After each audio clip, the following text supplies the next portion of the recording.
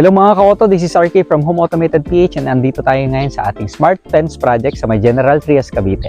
So ito ang bahay ng ating client. So nakikita nyo, napakalaki, napakaganda.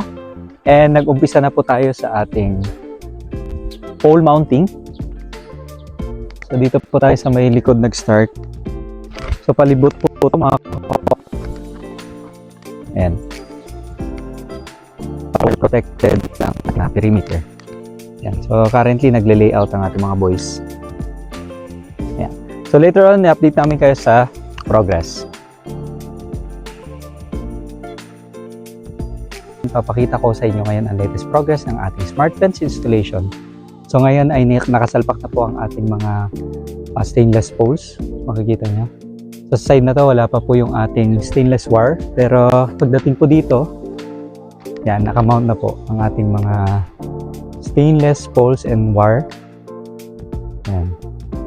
Napapansin nyo mga ka-auto, unat na unat siya. So kailangan binat na binat yan para magandang tignan at pantay.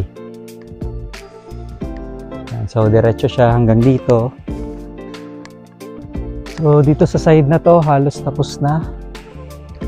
Then papunta na tayo sa bandang rear ng property. Dito so kasalukuyan ginagawa natin mga boys. Kasalukuyan layout natin mga wire. Punta dito sa likod. Yan.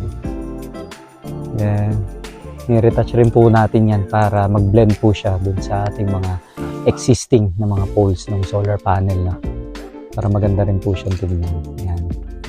So yun, hanggang dun sa may kabilang dulo.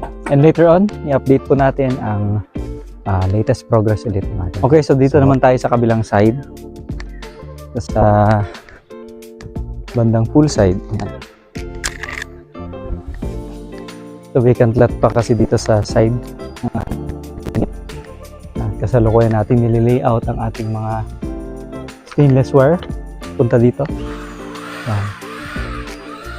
Nakatayo na ang ating mga stainless poles dun sa mga intended locations para makomplete ang ating full perimeter. Okay, then mamaya naman, doon na tayo sa may bandang front ng bahay, which is doon sa gate. And papakita ko sa inyo ngayon ang ating mga stainless pole na ginagamit sa ating Smart Fence. So makikita nyo siya, is bagong-bago po ito.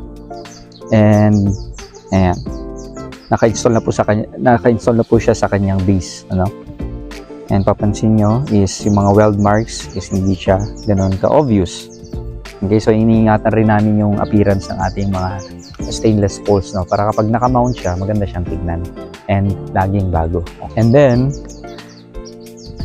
ito naman ang itsura niya pag naka-install na ating mga bobbins. Okay, so mi-screw po natin yan. Yan, para sigurado matibay siya at di kalidad, no? So dito natin lalagay ang ating mga stainless wires later on. Then palibot po ito sa perimeter ng ating sa bahay ng ating client, no? And yeah. Okay. So that's it for now. Bye.